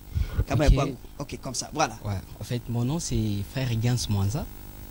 Rigens? Oui, Mwanza. Rigens Mwanza. Oui, oui. Vous faites quoi dans la vie? En fait, je suis un adorateur. Un adorateur? Oui, du Christ, je chante. Vous êtes un adorateur? Oui, oui. Vous? Oui, bien adorez sûr d'abord. que oui. Combien de fois que Dieu nous aime, combien de fois qu'il nous protège, combien de fois qu'il nous guérit, combien de fois qu'il est tout pour nous. En fait, ah oui, vraiment vous êtes un adorateur. Oui. Ça fait une famille kangapi, combien d'années ça? Ouais, ça fait déjà depuis ma naissance. Depuis ta naissance. Ouais, je chantais dans famille chrétienne. Oui, la famille chrétienne, 100%. Et aujourd'hui, qu'est-ce que vous nous amenez? En fait, aujourd'hui, je suis devant vous parce que déjà, si vous voyez dans vos écrans, il y a une chanson qui passe. Oui. C'est la chanson que j'avais lancée. C'est une chanson promotionnelle. OK. Le titre, c'est Fils de Dieu. Fils de Dieu. Oui. Qu'est-ce qu'il a fait? Bon, il s'est livré à cause de nous. OK. Il s'est donné, il s'est sacrifié. OK. C'est ce qui n'est pas donné à tout le monde. Voilà pourquoi on a voulu édifier au travers de cette chanson. Fils de Dieu. Oui. Et après ça, je suis en train de préparer un album. Encore? Oui, il y a un album. Ça, c'est un clip, hein? Oui, ça, c'est juste une chanson. Il y a un album en cours. Les noms de l'album vous sera donné après. Je suis en train. Il y a aussi une chanson déjà que je dois travailler les clips bientôt. Les titres, c'est Panique. Quoi? Les titres, c'est Panique. Panique? Oui. Panique de paniquer? Oui, voilà. Ah, OK, c'est bien. En fait, qui sera déjà sorti bientôt. Je vais vous informer en janvier. Déjà, vous aurez vu que Umoja, c'est une chaîne qui m'accompagne, qui m'a toujours accompagné dans mes activités. Et à part ça... Et la chanson ici qui passe, qu'on vient de nous illustrer, ça dit quoi? En fait, la chanson, c'est Fils de Dieu, le titre. On est en train de parler, vous savez, nous sommes une génération née par péché. Ah, nous sommes nés par péché, Oui. Alors, notre il y a génération. Oui. Il y a pas Comment seulement vous pouvez nous, justifier ça? par le fait que Dieu a envoyé son Fils pour nous racheter. Ah, bon, vous avez raison. Je vais demander à la complicité avec les techniques. Voilà, nous sommes déjà là. Est-ce que vous pouvez chanter pour croire que c'est vous qui aurez chanté cette chanson? Ça me surprend de voir un roi humble étonné en fils du roi. Lui sur la croix avait un choix de nous laisser même dans l'abîme. Quel immense amour que Jésus avait de laisser son trône pour venir nous sauver. C'est de ses vents pour nous pécheurs. C'est de ses vents qu'il s'est mêlé au péché. Depuis chez vous, est-ce qu'on peut acclamer très fort? Depuis chez vous, est-ce qu'on peut acclamer très fort Lubumbashi? Ça se fait comme ça, la radio-télévision Umoja. Ça se fait chez vous, ça se fait chez nous. Et ça se fait comme ça. Vraiment, je suis très ravi de vous. Vous chantez bien. Vous faites comment pour bien chanter? Bon, en fait, il n'y a pas... Parce que ce n'est pas la prière, parce que c'est là qui prie, il chante avec la voix rock. Mais peut-être vous ne priez pas. Non, je prie. D'ailleurs, je prie trop. Ah, vous priez trop. En plus, là, je chante pas bien parce que je suis en prière. Ah, vous êtes en prière. Que Dieu vous bénisse abondamment. Je crois que j'ai fini avec vous. Il y a une question que je n'ai pas posée, que vous pouvez répondre. Non, en fait, c'est juste la précision. Peut-être Oui. sur comment avoir... Il y a des gens qui me demandent comment avoir les chansons. Ah, comme ça, vous pouvez les passer votre numéro. J'ai un compte YouTube. J'ai besoin que les gens se connectent, s'abonnent. Ok. Tapez juste Rigens Mwanza. Rigens Mwanza. Tapez chez vous Rigens Mwanza. Ouais, à part ça, ceux qui veulent avoir des chansons déjà en audio, parce qu'il y a déjà beaucoup de chansons en audio. Et la chanson qui vient de passer, composez juste les numéros, mon numéro WhatsApp. Vous pouvez passer votre numéro. 099 786 786 90 90 11. 11. Et encore une fois. Je réitère. Oui. 099 786 786 90 90 11. Avec 11. À ces numéros, vous m'écrivez, c'est moi qui réponds directement. Vraiment, je vous remercie d'avoir répondu à notre invitation. Merci, c'est moi. Merci beaucoup. En complicité avec la technique, nashukuru sana kwa sababu mko mnatuangalia milioni ya watu. Nitarudi kusema milioni ya watu wengi ambao wanaangalia radio television Umoja, tunawapenda sana kina George Chombo ambao wako pamoja wakiangalia na kufanya jinsi ipasavyo hivi tuweze kufika nyumbani kwenu, ambao mnatuangalia nyumbani huko. Tunapenda sana kazi inafanyika jinsi ipasavyo. Narudi tena en complicité na bwana Pole Numbi huko naye Gael Mubenga. Acha niwaulize kuna nini ambayo itaendelea ili tuongee lugha moja? Kuna nini huko? Ah bon, ça se fait. Ça se fête, ça se fête, ça se fête. Et oui, ça se fête. Ça se fête, ça se fête, ça se fête. Ça se fête.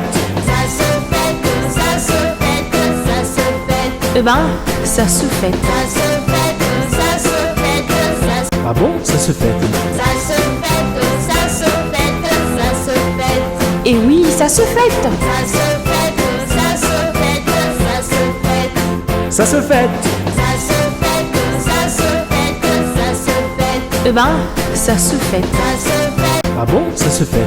ça se fête, ça se fête, ça se fête. Et oui, ça se fête. Ça se fête, ça se fête, ça se fête. Ah bon, ça se fait. Ça se fête, ça se fête, ça se fête. Et oui, ça se fête. Ça se fête, ça se fête, ça se fête. Ça se fête. Ça se fête, ça se fête, ça se fête. Eh ben, ça se fête. Ça se fête, ça se fête, ça se fête.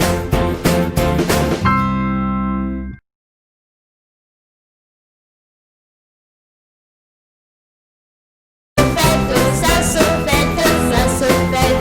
Et oui, ça se fête. Ça se fête, ça se fête, ça se fête. Ça se fête. Ça se Asante sana wapendwa watazamaji ambao mnatuangalia huko nyumbani, kwa sababu kazi inafanyika jinsi ipasavyo. Huko tunaamini ya kwamba mko mnatuangalia, tunakuwa na furaha sana. Sasa fete comme ça, sherehe inafanyika hivi, yasherekewa hivi, unasherekea huko nyumbani, lazima kuwa na furaha sana. Na naendelea kuwa na waliko wangu, waliko wako wengi sana chungu nzima. Na huku kwa sababu muda unayoyoma, wahenga wanasema muda unayoyoma, niko na mwaliko wangu ambaye Mungu ni mkubwa sana. Kama Mungu amekupa miguu, sema asante. Kama Mungu amekupa mikono, sema asante. Kama Mungu amekupa macho, sema asante. Kama Mungu amekupa masikio, sema asante. Kulala, kuamuka, kuanza mwaka na kuumaliza ni jambo moja la muhimu sana, lazima kusema asante kwa Mungu. Niko na mwaliko wangu ambaye anaitwa Prince. Prince, Swahili Français. Tutachanga Swahili Français biote tu. Tutachanga na bwana Prince. Prince, unaweza kuambia kwanza watu majina yako yote? Okay. Jina yangu mie ni Prince Ilunga Kateba. Prince Ilunga Kateba. Oui. Prince, uko marié? Moi, je suis encore fiancé, mais je suis encore marié, niko fiancé. Prince, uko fiancé? Oui. Prince, niko na makesio ya mingi lakini sitakuuliza yote. Kuko ingine itanipatia huzuni, nitaireserve, lakini kuko ingine ndakuuliza. Hakuna shida. Prince, unasema uko fiancé. Yes. On a projeté mariage quand? C'est pour bientôt, je crois, le 2021 déjà. Mon gars, François Nema. On a eu à prédoter dans cette année, au mois de novembre. Je crois que 2021 déjà. Et Dieu nous fera grâce. Prince, uko nani? Uko nani? Uko ki? Ba français se matie ki? Uko nani? En réalité, on m'appelle Prince. Je suis un serviteur de Dieu et puis je suis un pianiste. Je suis professeur de piano. Je joue au clavier et je donne aussi cours du piano. Okay. Yes. Prince, Mungu aliumba watu kwa namna ya kuachana. Ndiyo. Mungu aliumba watu kwa njia tofauti, njia za kuachana. Yes. Je voulais d'abord savoir, juu ya nini unavaa lunettes? Pourquoi vous portez les lunettes? Bon, simplement pour nous les non-voyants, vous voyez, par moment il y a mamvumbi, ndio na dérange ka moment sana, alors quand tu portes comme ça sécurise un peu. Ça ne me permet pas de voir, oui. Vous voulez nous dire que uko malvoyant? Je ne vois pas. Je peux enlever peut-être les lunettes. Prince, tuko hapa tunaitwa Radio Television Umoja, ça s'appelle Tout est grâce. Yes. Hii ni slogan yake Mheshimiwa Adolphe Nsolochi ambayo inakaa kwenye kinywa chake sana, Tout est grâce. Yes. Yani yote ni neema. Prince, nitakuomba uvue linete yako. Merci beaucoup. Accent Prince, je vois uko malvoyant. Ulizaliwa hivi Prince? Nizala bien. À l'âge de 2 ans, il y a eu des complications. Et puis, mancho nakuya hivi, basasi banajunguluka na shie. Mais Mungu anafanya buluma, tunafunda masomo, odela ya kufunda masomo, mimi nafunda piano. Et puis, mimi jilanse mkaji ya Mungu, nishikale nyanze kuzunika, shone njuu ya nini, yabina na mafa. Alors j'accepte tel que je suis et je commence à servir Dieu. Tu sers Dieu. Yes. Unaservire Mungu kwa kupiga piano, ça fait combien de temps? Miaka ngapi sasa? Il y a longtemps que je joue au piano, je crois depuis à l'Institut Nouro, on nous a formés là-bas. Mais j'ai commencé à bien jouer au piano dans l'année 2013 déjà. Et je joue déjà au piano. Depuis 2013. Yes. Prince, niko nasikia sawa machozi ingelitoka, lakini niko mtangazaji najaribu kukaza roho. Prince, acha niulize hivi. Yes. Unasema uko mwalimu wa piano, Ndiyo. unafundisha watu? Ndiyo, mimi nafundisha watu. D'ailleurs, masomo yetu ranza pa lundi. Masomo yetu ranza lundi, je crois que mita pita mbio. Bon, mimi nafundisha watu. Je crois que nous allons y arriver là-bas. Unafundisha watu. Ouais. Prince, ça fait très mal. Lakini sababu uko muimbaji, unasema unaimba na unapiga piano? Oui, je joue. Naona unashindikizwa na dada moja hapa. Nitakuomba umupatie huyu dada mikro kusudi ujue sente, na kama kuko wimbo kwanza ambao litaisha, sababu utatupatia numero après. Utatupatia numero baadaye, lakini nitakuuliza kama uko tayari, unaweza kutuimbia wimbo kwanza mmoja, hata kama tutakata isikuwe ndefu sana. Tutakata wimbo ambayo utaimba, lakini kwanza tukukaribishe, imba basi.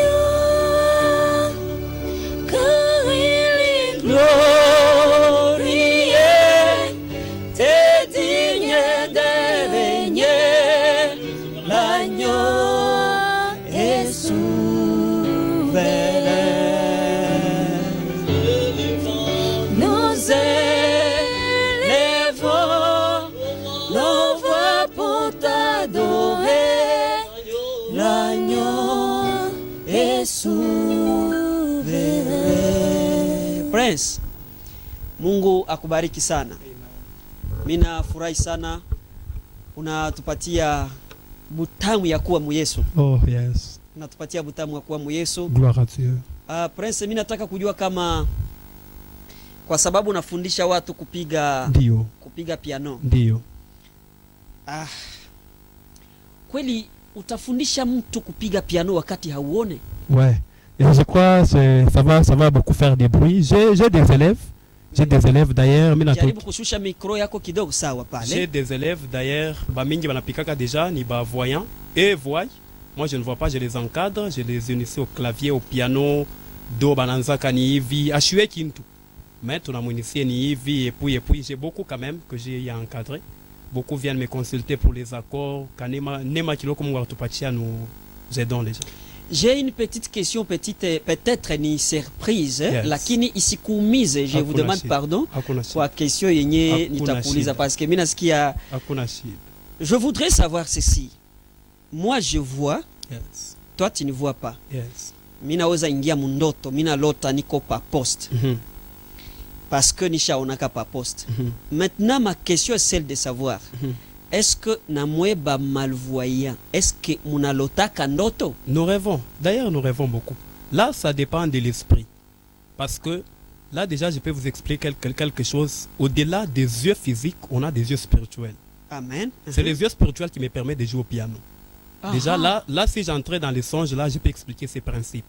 Alors, les songes, nous les faisons bien, nous pouvons rêver. Tu peux savoir que apaniivi. Donc, au-delà des yeux physiques, la chose à comprendre, il y a aussi des yeux spirituels. Amen. Yes. Sawa. Prince, nadhani umesema yote na maswali ingine sione faida sana ya kuuliza hapa. Lakini unaweza kuleta kwanza nimero yako ya simu ya mkononi. Unaweza kupana nimero namba yako ya simu, votre nimero kusudi ba telespectateur na ba auditeur ambao wako wanatusikiliza ku 93.5 MHz wajue kwamba bako na affaire na nani wala banaweza kuwa na affaire na nani. Radio Television moja iko fidèle na ninajua kwamba comme tout est grâce, slogan ambayo inatoa naye Monseigneur Adolphe Nsolochi, la grâce de Dieu itakushindikiza. Je suis sûr et certain na Mungu atafanya makubwa sana. Amen. Mineza kuomba ulete numéro de téléphone. Alors avant ya kuleta numéro, je crois que tuanza depuis lundi.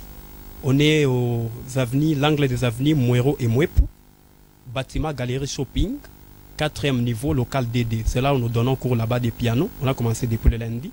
Notre numéro de téléphone, c'est le 099 025 97 58. Vous pouvez réitérer? 099 025 97 58.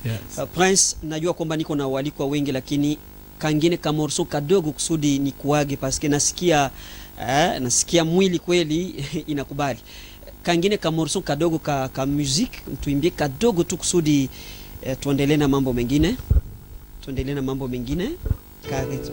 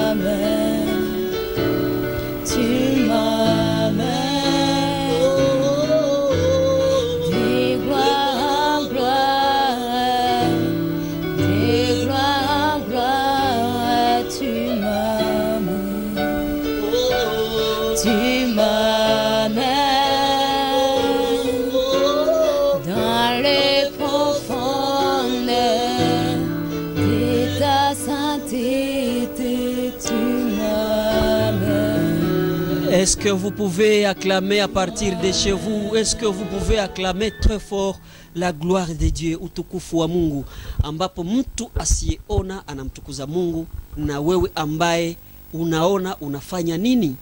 Jaribu kujiuliza.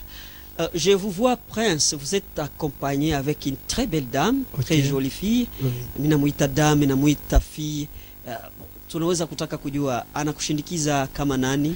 Oui, elle yeye jina ni Charlène Anna Kamoni, c'est elle ma fiancée. J'avais voulu qu'elle m'accompagne aujourd'hui. Elle m'a fiancée. Ça se fait comme ça, ça se fait comme ça fait du bien. Dad, vraiment courage. Ce n'est pas facile, lakini Mungu iko mzuri sana. Hatutakupatia parole leo, tutakupatia parole siku nyingine. C'était à l'honneur ya Bwana Prince. Na kwa kweli nitakwenda kuaga. Ninashukuru sana kwa sababu mliitika invitation yetu. OK.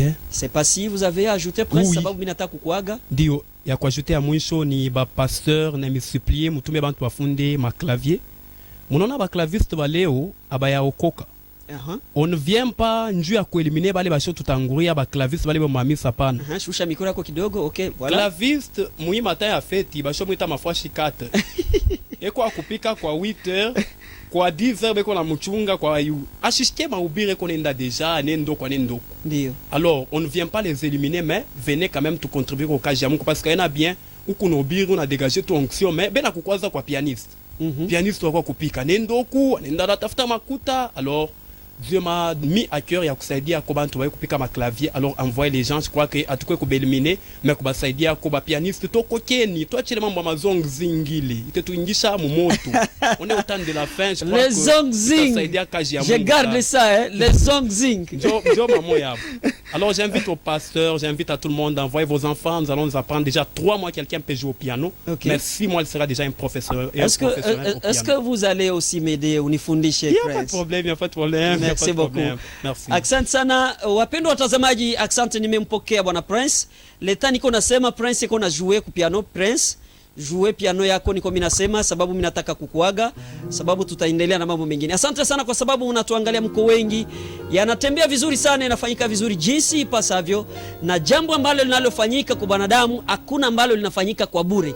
Mungu anafanya kile ambacho kinachompendeza. Kwa sababu iko hivyo, mnatuangalia kwa nyumbani kwa realization yake Bwana Pole Numbi akishindikizwa naye Bwana Gael Mubenga. Asante kwa sababu fundi ambao unasimamiwa huko na kiongozi mkuu akiwa huko juu Mheshimiwa Adolphe Nsolochi Sangwa Fobana. Kila kitu kinaenda sawa na jinsi ipasavyo. Sasa fete comme ça inasherekewa huko nyumbani kwenu, nyumbani kwetu, na mambo yanatembea sambamba. En complicité na realization huko, labda tuangalie nini ambayo inayofuata. Niko pamoja nanyi. Ah bon, ça se fête. Ça se fête, ça se fête, ça se fête. Et oui, ça se fête. Ça se fête, ça se fête, ça se fête. Ça se fête. Ça se fête, ça se fête, ça se fête. Eh ben, ça se fête. Ça se fête, ça se fête, ça se fête. Ah bon, ça se fête. Ça se fête, ça se fête, ça se fête. Et oui, ça se fête. Ça se fête, ça se fête, ça se fête. Ça se fête. Ça se fête, ça se fête, ça se fête. Eh ben, ça se fête. Ça se fête, ça se fête, ça se fête. Ah bon, ça se fête. Ça se fête, ça se fête, ça se fête. Et oui, ça se fête. Ça se fête, ça se fête, ça se fête. Ça se fête.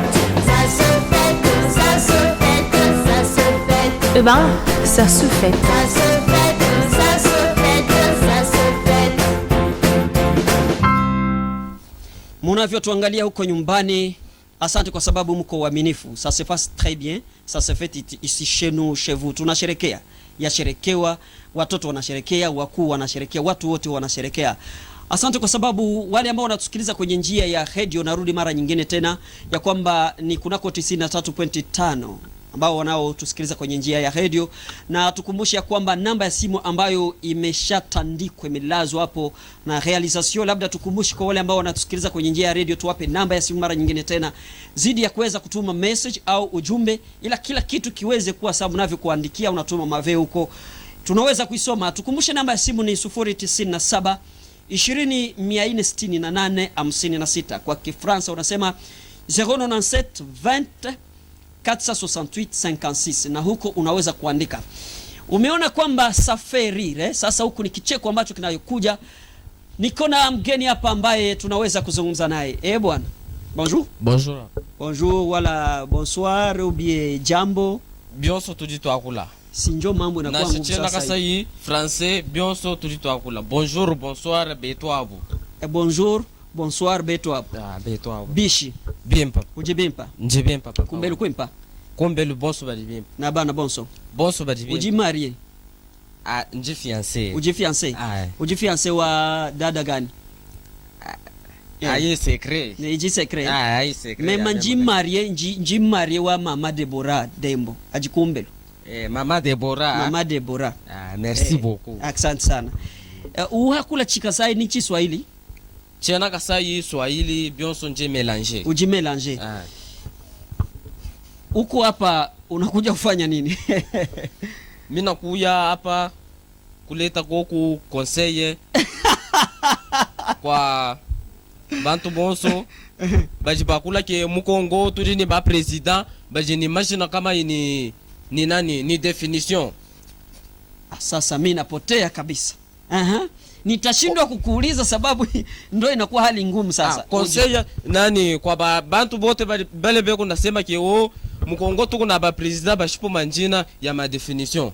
Okay. Ba president basio na majina ya okay. Niri tafuta njina ya president moya ancien president, niri tafuta definition yake ni Mobutu Sese Seko Kundu Mbengu wa Zabanga.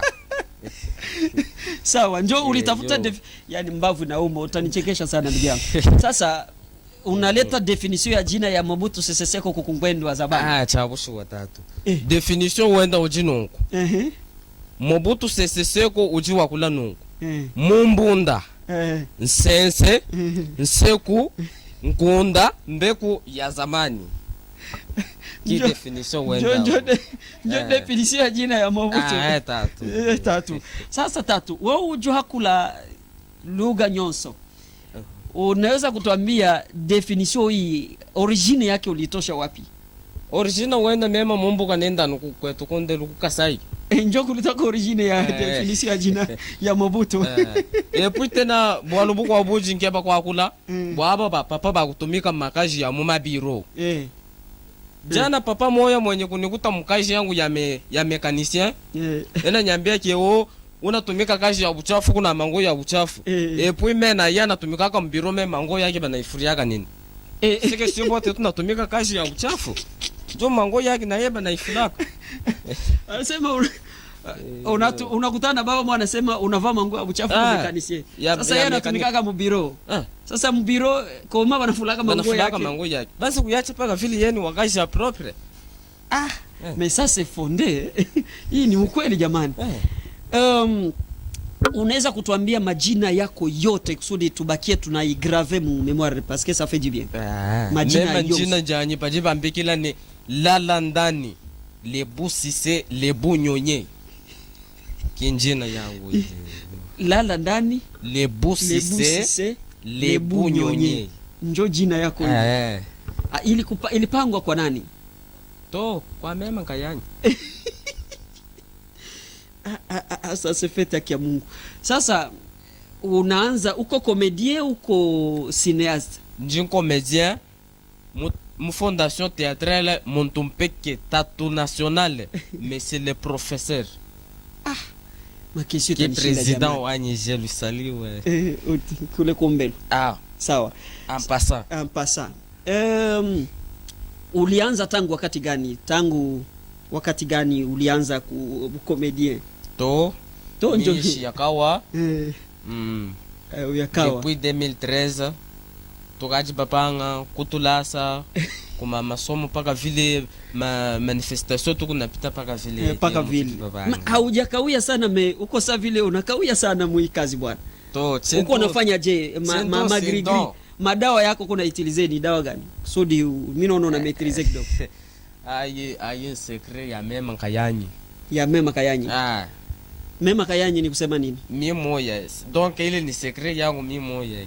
Okay. Mimi nafurahi sana kukupokea. Merci. Atujue kwamba unaweza kuwa na parce que ça fait rire. Kunaweza kuwa nyingine ambao unaweza ongeza sababu naona wale ambao wanatuangalia huko nyumbani wanafurahia, unaweza kuongeza. To yingine yuko wako. Yingine. Mama moya aba mama ba marché pirate. ule mama beko na bamba basoda beko na bamba ba merce pirate.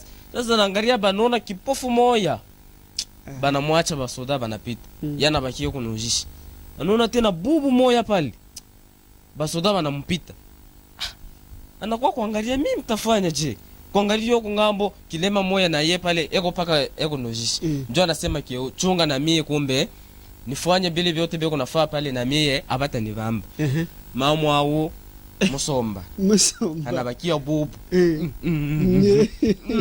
majeste paka hivi. Sasa kuna kwa soda moja yeye anamfamia ule mama.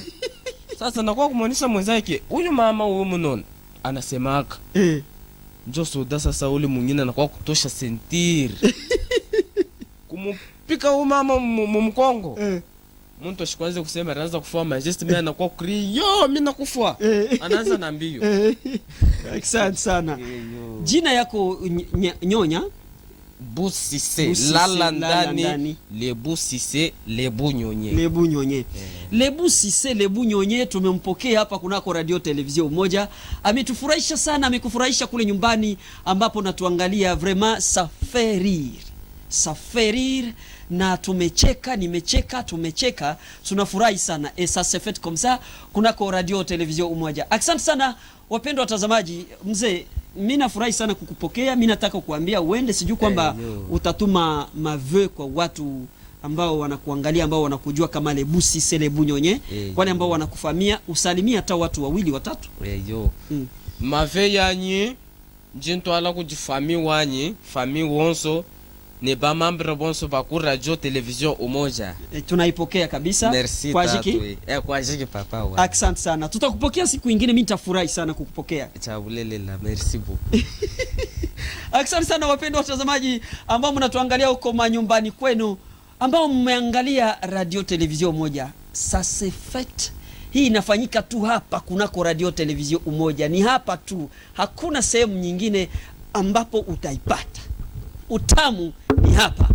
Asante sana kwa sababu kama tunaongea lugha moja na ambao tuko nao ku realisation, acha tuwaulize kuna nini ambayo inayoendelea. Ah bon, ça se fait. Ça se fête, ça se fête, ça se fête. Et oui, ça se fête. Ça se fête, ça se fête, ça se fête. Ça se fait. Ça se fête, ça se fête, ça se fête. Eh ben, ça se fête. Ça se fête, ça se fête, ça se fête. Ça se fête, ça se fête, ça se fête. Et oui, ça se fête. Ça se fête, ça se fête, ça se fête. Ça se fait. Ça se fête, ça se fête, ça se fête. Eh ben, Asante sana saferir. Wote ambao mnatuangalia kwa nyumbani, je vous ai dit que la différence inafanya nini? Ni qualité peke yake. Unajisi vitu vinajipanga, yani utavikuta ni kunako radio television moja tu. Ndio utakuta vitu kama na hivi ambao vinapangwa na hao waheshimiao, ndio nataja sana akina Pole Numbi pamoja na Gael Mubenga. Utapata chungu nzima ya mpango, kila kitu kinaenda sawa. Na huku bado ningali na waalikwa ambao mnaita ninyi wa Fransa les invités. Mwaliko ambaye ninakuwa naye hapa na yeye ataleta vicheko au tutakwenda kucheka pamoja naye. Mzee, unaongea kwanza lugha kabla nikuulize jina. Lugha Kifransa, Chiluba, Français, Kiswahili? Bon, en fait, pour nasema malugha yote. Malugha yote. Kiswahili, Français, tunaendelea na vile Chiluba. Leno jina ni nani? Jina yangu mi bananita l'artiste comédien Papa Chéri, l'homme de Butamu Butamu, l'homme de Tibeleze, Sukari Mafuta njo mwenye Muzuba. Jo mie baba wa Butamu. Baba Butamu sinjo. Jo yenye Butamu. Hakuna buchungu. Hakuna buchungu. Ni paka Butamu. Ni paka sukari, vitamine C, ni paka vile. Asante sana. Uko nani? Comédien? Mie niko artiste comédien, mais pour le moment mimi nabichanger. Unabichanger unakuwa nani? Oui, hapa nakuwa cinéaste. Sasa unaacha comédie? No, biote. Niko humoriste. Uko na passion ni kuye paka tout terrain njoo kuonesha kusema kuvu iko kwako. Sawa. Leo umetuletea nini? Voilà, mambo ni nini papa? Mambo ni kupitikana benye kunyinvite wakati moya hapa bali tudeconfiner. Bana nyinvite kwa dada moya jina yake ni Skola Kabange. Na bwana yake Okigabui. Bana nyinvite bana sema papa Chéri, hivi bana deconfiner inapaswa tuendeko wapi mumisa yetu. Mimi sema sawa sasa vile sibu tuku ba chrétien. Hakuna moyen nikatale kwenda wapi mumambo ya Mungu. Ni invitation. Tunaenda mumisa mule papa. Mukufika mumisa yabu ilikuwa ni tuungane mkono. Wakati beko na pressure. Kama huko na kesho ya kuuliza, unaweka tu kilole yule na mtumisha anakufanya nini? Anakuakorde, unafanya nini? Unaliza. Batu bote beko panika mikono yulu. Thème ya ile siku ilikuwa la crainte des hommes de Dieu. La crainte des hommes de Dieu. Oui, la crainte des hommes de Dieu. Mheshimiwa batumishi wa Mungu. Mheshimiwa batumishi wa Mungu. Hivi na hivi. Tellement que mukupreshe butamu papa passer na kusema mu français anasema, vous oubliez que toute parole qui sort dans la bouche d'un homme de Dieu, c'est une parole de bénédiction. Mimi sema, papa passer. Hii mambo kani unatoka mukusema, njoo mimi nika na meke wale yule. Je me suis pas passer. Mimi sikuuliza kwa nyami asema lizi. Unasema ke sauti yote ile kunatoka mkinywa wa mtumishi wa Mungu ni sauti ya baraka. Asema ndio. Mimi nasema sawa. Donc ni kusema hata kama una biola. Ile harufu itatoka ni paka harufu ya benediction. Asema we voilà. Manake unataka kusema kwamba hata harufu inatoka mkinywa na wewe. Hata harufu ile inatoka jo vile mlimuliza sema hata ile sauti kama ina biola tu. Ile tu harufu ile ni harufu ya benediction. Inafaa paka vile. Asante sana, jina yako iko ndefu sana. Hapana, jina yangu inanitwa kwa Papa Chéri. Papa Chéri. Papa Chéri. Sisi tunabakia na ile jina ya Papa Chéri iko mtamu sana, ile nyingine iko ndefu sana. Voilà. Hatujui unakuwa na miaka ngapi, mkundi gani? Grupe yenu inaitwa grupe gani? Au ni grupe yako ndio president? Hapana, niko na evoluer mu troupe mo munene sana ile na farage mu Katanga mujima. Niko na evoluer mu troupe ya president munene Elsha. Donc niko na evoluer mu troupe ya Elsha compagnie. Njo mule niko evoluer, njo la nichika ko kutuencadrer, kutufundisha ko masinema ya bien. Njo mule niko natumika. Asante sana kwa sababu kuya kututembelea. Asante. Na tunapendaka sana bageni hapa kwetu kwa radio television Umoja. Ndio. Hatujui uko na miaka ngapi mu? Ndo ikaji mimi naanza depuis tangu kuzalikiwa. Paka ile siku mama yangu alinizala mu hospitali. Mimi naanza na ikaji paka hivi na hivi niko hivi. Na isiwe kama itaishaka. Haujue kama itaisha. Hii haitaishaka. Hii inaendelea paka hivi. Asante sana. Atujue programu yenu iko namna gani? Mnafanyia repetition wapi? President ni nani? President wetu ni Elsha. Elsha. Bale bote banamfamia Elsha mo Katanga njo president wa Papa Chéri, l'homme de Butamu, l'homme de Tibelez. Tuko nafanyisha ma repetition tu ni kote ya Kenya. Ile ma detail ingine ni ya president yepeke njo anizi kuileta wala secrétaire wala directeur wa troupe. Asante sana. Voilà. Papa Chéri, mi bana nitaka Akili Matibu, Jean-Paul, le pape de la presse katangaise. Wewe uko Papa Chéri, l'homme de Butamu, l'homme de Tibelez, sukari kioteki kikupaka mafuta. Asante sana, ninakupokea. Asante. Na atujui unaweza kutuma salamu kwa watu wawili, watatu? Voilà, namlamukia yako wa kwanza, namlamukia papa wangu, Papa Lutumbadona. Lutumbadona. Voilà, pale de la mission Papa Chapeau. Kwa mwe namlamukia kwa na mama wangu Mbui Marceline. Sans oublier ule banaitaka Papa MK, Daddy Chapeau. Asante sana. Umesalimu watu, tunafurahi sana. Okay. Siku nyingine tukikuinvite utafika? Nitafika bila tatizo. Asante sana. Tuko na ujumbe mzuri sana kwa sababu watu ambao wanatuangalia huko nyumbani wametuandikia. Asante kwa sababu wanaotuandikia wao wanapenda sana. Wanaotuandikia ni kwa sababu wako wanatufuata huko nyumbani.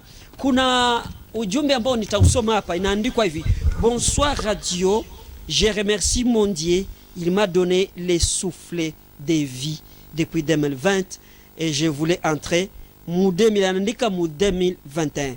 Hii ni neema kutoka kwa Mungu. Kama Mungu hajakuchunga, Mungu hajatuchunga, hauwezi kuvuka mwaka, hauwezi kumaliza mwaka. Akina George Chombo ambao wanatakiwa kufanya ipasavyo, wanafanya jinsi iwezekanavyo, na wote ambao huko upande wa pili wa realisation, tunawapenda sana. Kinachoendelea ni nini? Tuweze kuangalia upande wa pili. Ah bon, ça se fait. Ça se fête, ça se fête, ça se fête. Ça se fête. Ça se fête. Ça se fait. Ça se fête. Ah bon, ça se fait. Ça se fête, ça se fête, ça se fête. Et oui, ça se fête. Ça se fête, ça se fête, ça se fête. Ça se fête. Ça se fête, ça se fête, ça se fête. Eh ben, ça se fête. Ça se fête, ça se fête, ça se fête. Ça se fête comme ça. Nous venons de fêter, nous allons fêter, nous allons continuer à fêter. Tutasherekea. Yani kwa wote ambao mnatuangalia na ambao umetusikiliza kwenye njia ya radio, inafanyika na inapatikana tu hivi. Unaangalia chungu hii ambayo imepigwa, imetokoteshewa, imeunganishwa, umeweka viungo, sosi inatoka virojorojo, ili kwamba tuweze kuingia manyumbani kwenu. Ni kwa faida ya tekniki kuu ambayo inaongozwa naye Bwana Polenumbi. Programasio yake Bwana Gael Mubenga. Asante kwa mheshimiwa Dodoka Pende na imuita mzee wa upara. Niweza kusema usaini mkuu wa mheshimiwa Adolphe Solochi Sangwa Fuabana, l'homme de la référence, ambao wamefanya kwamba tuweze kuingia manyumbani kwenu. Kipindi hiki sasa fete ambacho kimefunguka, kimezalika, ambacho kimejipanga hapa nyumbani. Unaona rubrike jinsi zinavyokuja ziko tofauti. Asante kwa sababu muko wengi mlikuwa mkiangalia na kusikiliza kipindi hiki sasa fete, kipindi kizuri, kipindi kitamu, kipindi manjonjo. Inapatikana tu kunako radio televizio Umoja hapa mjini Lubumbashi. Kwa wote ambao umetusikiliza kunako 93.5 MHz, tunashukuru kwa sababu mumeendelea kuwa waaminifu. Jina langu Akili Matibu Jean Paul, le pape de la presse katangaise. Asante kwa sababu Mungu ametulinda. Tumeanza mwaka na karibuni tutakwenda kusherekea mwaka huu ambao tutaumaliza na kuupokea mwaka 2021. Ikiwa kwamba mmenipokea kuingia manyumbani kwenu, niweze kusema asante kwenye nyote. Asante kwa sababu Mungu atabaki mwaminifu, utamaliza mwaka huu kwa amani na salama. Ninawatakia nini? Sherekeo njema, na tunakwenda kusema nini basi? Kwaherini. Ça se fait comme ça. Ça se fait comme ça. Ça se fait. Ça se fait. Ça se fête. Ça se fête. Ça se fait. Ça se fête. Ah bon? Ça se fête. Ça se fête, ça se fête, ça se fête. Et oui, ça se fête. Ça se fête, ça se fête, ça se fête. Ça se fête. Ça se fête, ça se fête, ça se fête. Eh ben, ça se fête. Ça se fête, ça se fête, ça se fête. Ah bon? Ça se fête. Ça se fête. Eh ben, ça se fête. Eh oui, ça se fête.